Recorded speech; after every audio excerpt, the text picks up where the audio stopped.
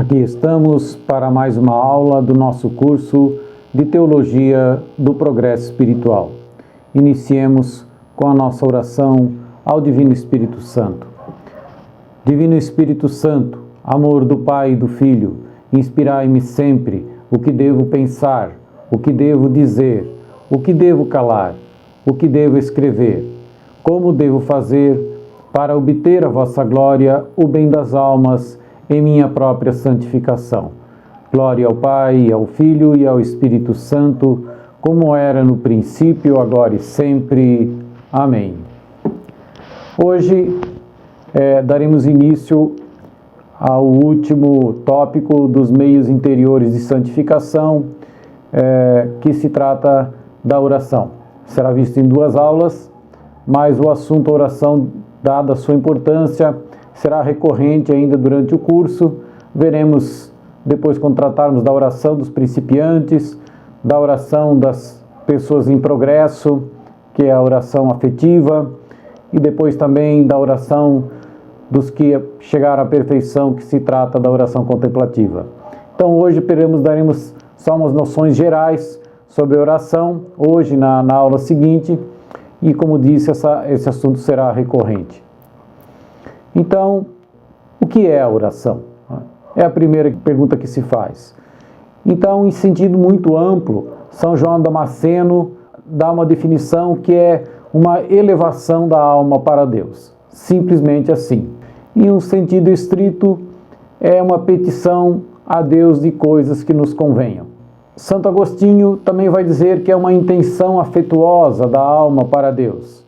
E também, quando essa oração expressa as nossas relações mútuas com Deus, podemos dizer também que ela é um colóquio, uma conversa com Deus. Então, o Padre Tanqueray, juntando todos esses pontos de vista, definiu a oração como sendo uma elevação da alma para Deus, para render-lhes as homenagens devidas e pedir-lhe graças, e com isso crescer em santidade para glorificá-lo.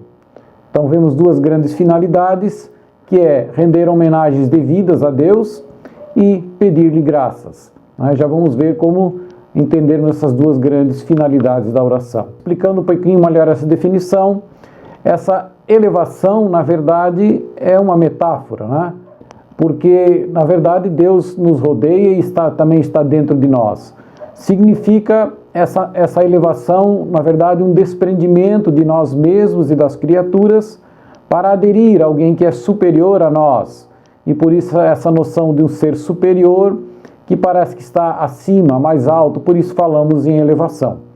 Mas também essa noção de relações mútuas, que podemos também chamar a oração de um colóquio, porque implica essa oração, essa elevação, implica uma conversa com Deus. Ainda que seja muito breve, muito simples, ou seja só uma atenção amorosa que se dê a Deus, ainda assim é uma troca mútua de impressões e de afetos, ou seja, implica esse colóquio, essa conversa.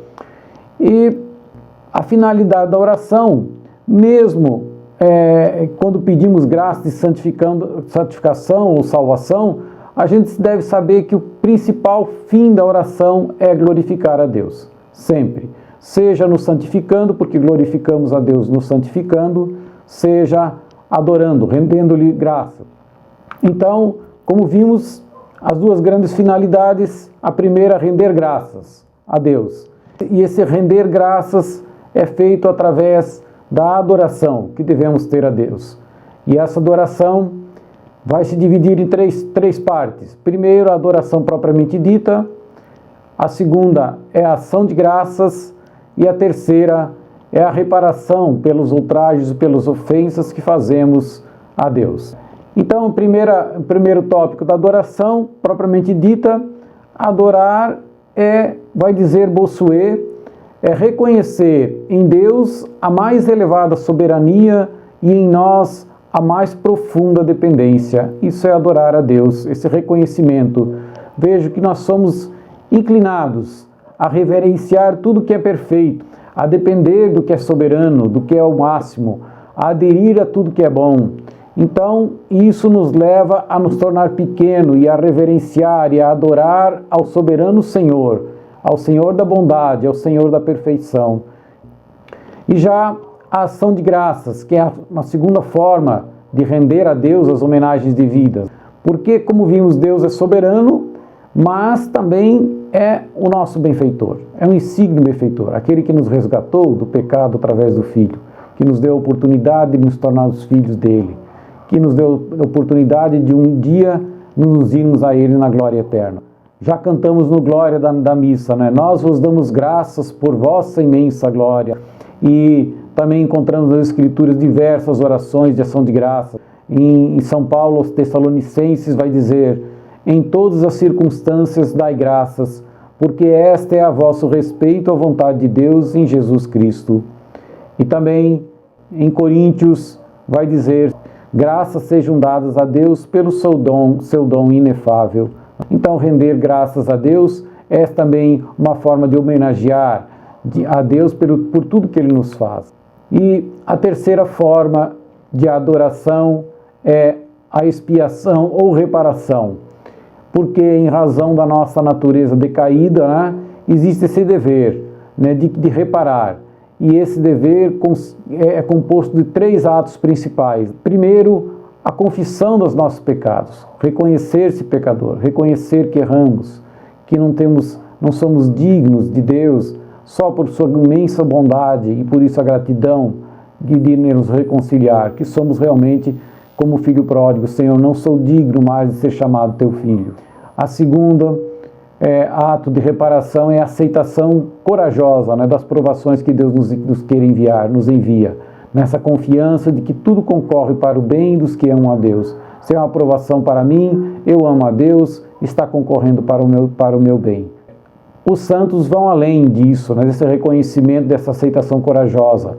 Eles acabam, por fim, oferecendo-se a Deus como vítimas de expiação, oferecendo sacrifícios pelos seus irmãos, fazendo penitências pelos seus irmãos. E, às vezes, num ápice de santidade, chegam a pedir sofrimentos a Deus em reparação. Quem começa a fazer penitência sabe o poder redentor da penitência, o poder que ela tem de mudar as coisas juntamente com a oração, sim, porque a penitência é meio, né? E a oração também, mas ela é muito importante, muito eficaz. Ou seja, eles se unem, né? Os santos se unem à vítima do São Calvário, colaborando com Jesus, sendo colaboradores com Jesus, obviamente, em virtude da graça que Jesus lhes deu, né? Colaborando na obra redentora. Por fim, a segunda grande finalidade da oração é petição, pedir a Deus. Pedir a Deus é, ao mesmo tempo, honrá-lo, porque, vejam, é confiar na bondade, na soberania, confiar em alguém que sabemos que pode nos atender, que é poderoso para nos atender. Se aqui na Terra encontrássemos alguém, tivéssemos problemas e encontrássemos alguém que sabemos que não daria jeito, não pediríamos a ele. Vamos pedir para quem tem capacidade de resolver o nosso problema. E assim, se pedimos a Deus, é porque de alguma maneira confiamos que Ele tem poder, que Ele pode nos atender se estiver nos seus desígnios. E se até perseverarmos, poderemos conquistar a graça, tomar posse da graça que Deus tem preparado para nós. Em Mateus 7, Jesus vai falar: pedi e se vos dará, buscai e achareis, batei e vos será aberto. Então pedir, perseverar na petição. Sabemos que Deus é onisciente. A própria Bíblia nos diz que Ele sabe o que precisamos muito antes de nós pedirmos. Mas, por pura liberalidade de Deus, Deus quer que peçamos. É verdade que Ele nos dá muitas coisas, muitas, sem que peçamos. Recebemos graça sobre graça todos os dias, sem que peçamos a Deus. Mas há certas coisas que Ele quer que peçamos. Por que Ele quer? Diz Santo Tomás: para que coloquemos nossa confiança nele, reconhecendo-o como o autor dos nossos bens.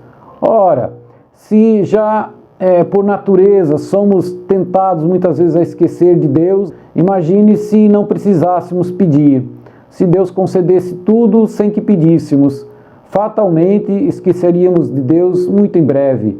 Então, para exercitar essa nossa dependência, para nos reconhecer pequenos e dependentes da soberania de Deus, Deus instituiu assim, quer que peçamos, porque assim vamos reconhecendo nele aquele que pode nos prover naquilo que necessitamos. Vamos falar um pouco agora sobre os modos de oração. Existe então, em primeiro lugar, a oração mental. É uma oração, é uma conversa interior em que a gente não pronuncia palavras, não se manifesta exteriormente. E tem até um fundamento na Bíblia, lá vai dizer São Paulo aos Coríntios: orarei com o Espírito, mas orarei também com o entendimento. Ou seja, sem manifestar por palavras a oração que estamos fazendo mentalmente. Essa oração, já vamos falar sobre o segundo modo, que é a oração vocal. Essa oração mental é o sustento e a alma da oração vocal. Sem ela, sem a oração mental, a oração vocal praticamente perde o sentido. Vai cair naquilo que Mateus 15, Jesus vai dizer em Mateus 15, este povo somente me honra com os lábios, seu coração, porém, está longe de mim. Vejam que aqui podemos tocar no assunto da repetição de palavras da oração vocal. Tantas vezes os católicos são acusados. Eu sempre falo, veja se alguém fizer orações espontâneas diariamente, se em 2 ou 3 dias, ou no máximo uma semana, não está repetindo também as palavras que disse nos primeiros dias. Sempre vai repetir. A repetição é uma constante, de semana para semana, de dia para dia, vamos repetindo as nossas orações. Então não é o fato de repetir. Além disso, o próprio Senhor nos ensinou, quando orares, dizei assim, Pai Nosso, né, como veremos daqui a pouco. Então, o próprio Senhor colocou uma oração para que a repetíssemos. Né? Então, não se trata essa mera repetição de palavras, se trata justamente o que dissemos há pouco na citação de Mateus, que o coração está longe de Deus, porque a oração mental deve acompanhar. Eu devo estar com a atenção amorosa em Deus. Evidentemente, se estou só pronunciando as palavras e com a minha atenção totalmente voltada para outras coisas, essa oração não é boa, é uma mera repetição de palavras e muito pouco proveito traz. Então, a questão é sempre essa oração, essa atenção amorosa que deve acompanhar a oração que está sendo pronunciada. Mas a oração vocal, evidentemente, tem o seu valor. O próprio Salmo 3 vai dizer: apenas elevei a voz para o Senhor, já fala em elevação da voz para o Senhor. E também no Salmo 50, Senhor, abri meus lábios, a fim de que minha boca anuncie os vossos louvores. Então, fala também da oração vocal, que devemos sim pronunciar a oração vocalmente. Além disso, quando pronunciamos a oração vocal, o corpo, juntamente com o espírito, participa da oração, o que é muito importante. E é nesse sentido também que a oração de joelhos também é mais eficaz, é melhor, porque o corpo participa mais da oração. Nós somos corpo e alma, algo inseparável. E tudo que pudermos para ajudar, ou seja, todo o nosso ser, corpo e alma participando da oração, ajuda a devoção. Então, devemos render essa homenagem também com o corpo, não só com a mente, e sobretudo com a linguagem. Sobretudo com a linguagem que Deus nos deu para expressar os nossos pensamentos. Além disso, a oração vocal é útil para estimular a nossa devoção. Ao pronunciar a oração vocal, escutamos a nossa própria voz. E isso, às vezes, aumenta nosso fervor, a nossa devoção. Pela palavra, Santo Tomás vai dizer, pela palavra pronunciada, o homem pode despertar-se para a oração devota. Porque escutamos nossas próprias palavras, isso também acaba sendo um ouvir Deus através dos nossos próprios lábios, principalmente se for uma oração inspirada, cheia de devoção. Além disso, há os modos de oração. A oração pode ser privada, ou seja, feita individualmente, cada um por si. Fecha teu quarto, ora teu Pai em segredo, diz Jesus que Ele vai te recompensar. Mas também há uma oração pública, feita em grupo, e ela também está sustentada por passagens bíblicas. São Paulo aos Romanos vai dizer: para que com um só coração e uma só voz glorifiqueis a Deus, Pai de nosso Senhor Jesus Cristo, todos juntos glorificando a Deus. E também Jesus, em Mateus, no Evangelho de São Mateus, vai dizer: porque onde 2 ou 3 estão reunidos em meu nome, aí estou no meio deles. Ou seja, basta que estejamos reunidos em nome de Deus, em oração, Deus está no meio de nós. Então, a oração pública, em grupos ou em assembleias, é também muito desejável por Deus. Santo Tomás vai dizer: é impossível que as preces de muitos não sejam ouvidas quando elas se unem em uma só oração. Isso aqui é mais ou menos assim. Veja, quem for pai de família ou mãe de família vai compreender o que eu vou dizer.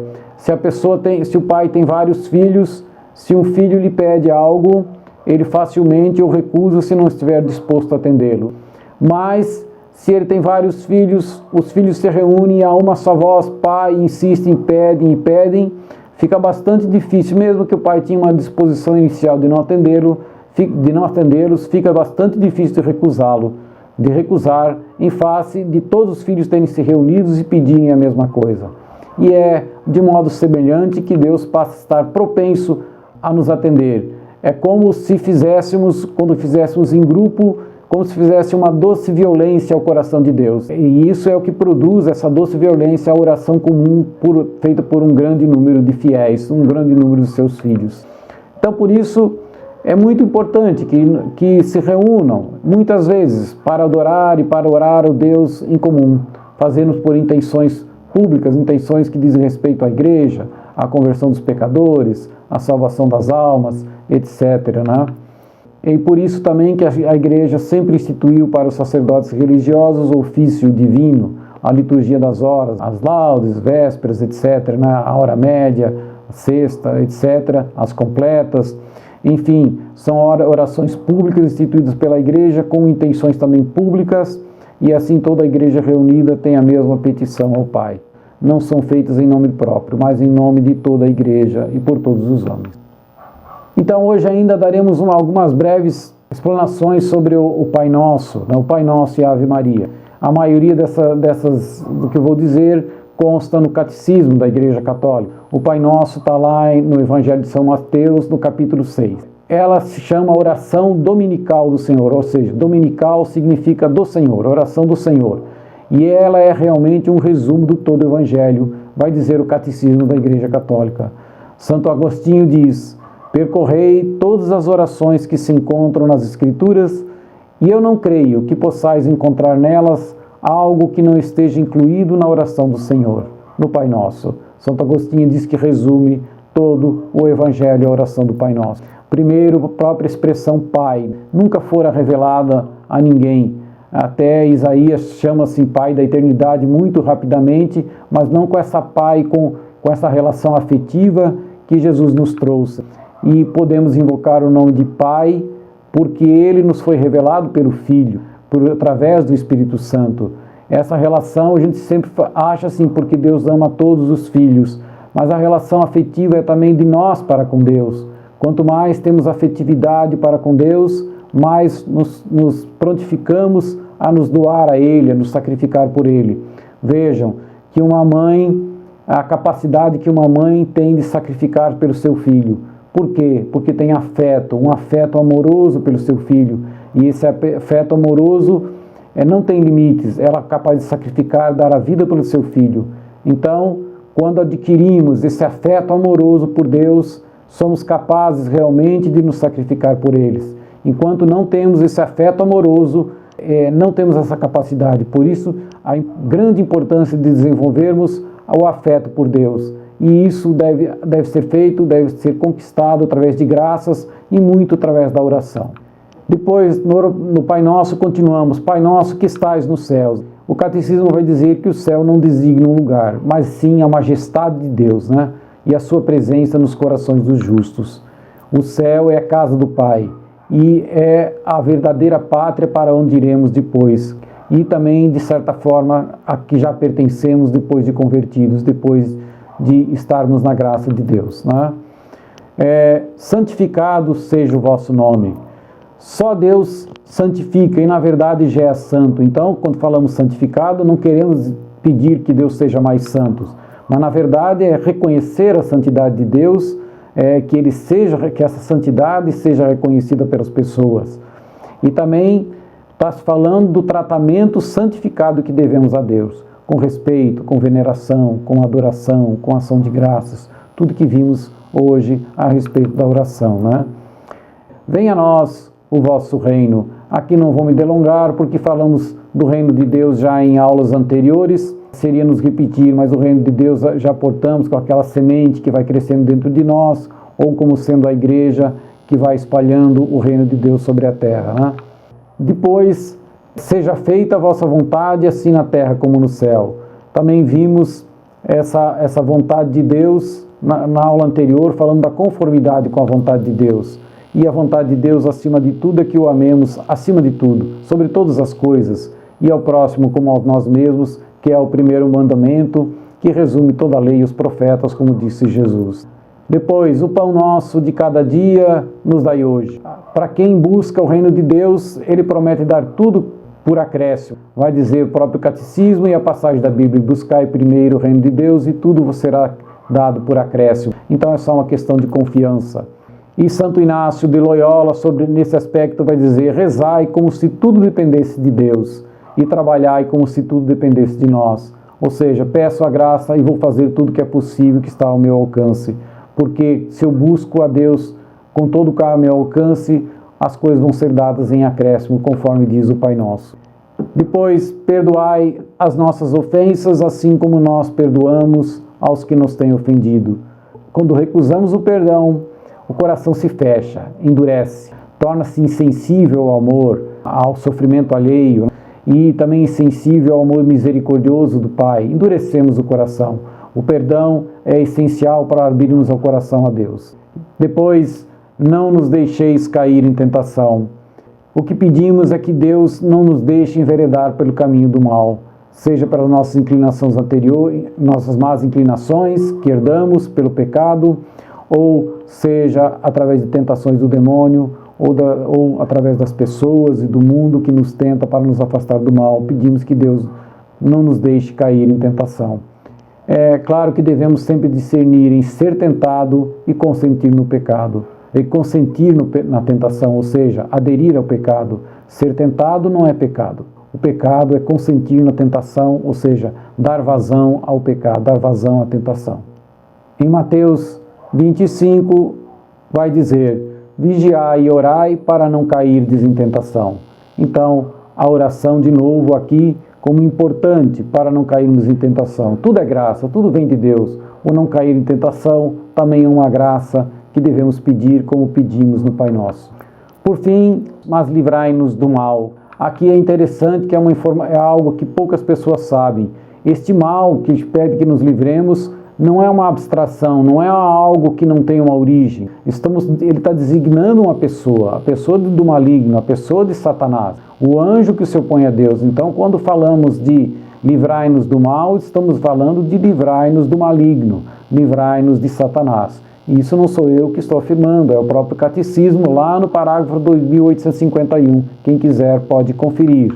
Satanás é o sedutor de toda a terra habitada, né? Foi por ele que o pecado e a morte entraram no mundo, né? E é por sua derrota definitiva que a criação inteira será libertada da corrupção do pecado e da morte. Ou seja, Satanás está na origem do pecado e só vai haver a libertação completa do pecado e da morte quando ele for derrotado. Então, quando falo livrai-nos do mal, tenhamos em mente que estamos pedindo livrai-nos do maligno. Por fim, falaremos alguma coisa sobre a oração do rosário, tão importante que Nossa Senhora vem nos pedir em tantas vezes que visitou a Terra. Ele constitui-se de duas realidades, uma oração mental, que é a meditação, e uma oração vocal. A mental, nós podemos meditar sobre os principais mistérios da vida, desde a concepção, morte e glória de Jesus, e também mistérios de Nossa Senhora. Podemos, ao pronunciar a Ave Maria como pano de fundo, ficar na oração mental de meditar esses mistérios. É uma excelente oração. Podemos também, de outra forma, prestar atenção, mentalmente acompanhar a oração da Ave Maria, dizendo com muita devoção cada palavra, sem nos distrair. Também é uma forma boa de rezar. E também, às vezes, podemos meditar num outro texto espiritual qualquer, num outro assunto espiritual qualquer, que tenhamos sido inspirados para aquele momento. Então, a oração vocal, que vai acompanhar essa reza, de 20 dezenas de Ave Maria, 5 dezenas de Ave Maria em cada terço, né, que fazemos, para completar, e todas elas precedidas por um Pai Nosso, ao mesmo tempo que vai se meditando, como disse, mentalmente nos mistérios do Rosário. Então, essa devoção a Nossa Senhora é muito importante. Ela traz graças especiais. Costumo dizer que quem tem devoção a Nossa Senhora, a verdadeira devoção a Nossa Senhora, não sai da igreja. Não sai da igreja católica, porque não deixa, a mãe não deixa, cobre com o seu manto. Então tenhamos devoção. Já falei em outras aulas, quem tem verdadeira devoção à Santíssima Virgem é um sinal de predestinação, é um sinal de salvação. E do modo contrário também é verdadeiro. Quem tem despreza a Mãe de Deus, a Mãe de Jesus, quem não tem amor por a Mãe de Jesus, é um forte sinal de condenação eterna, infelizmente. Divulguemos a devoção à Nossa Senhora. Ela é aquela que vai apartar, que vai separar o pequeno resto fiel ao Senhor, desse turbilhão de maldades que estão vendo pelo mundo, se desenhando uma perseguição cruel aos cristãos, cada vez maior. Quem estiver amparado pela Santíssima Virgem vai permanecer fiel. Era isso que tínhamos. Continuaremos o assunto da oração na próxima aula. Agradeço a atenção de todos. Seja louvado nosso Senhor Jesus Cristo e salve Maria, nossa Mãe Santíssima. Muito obrigado.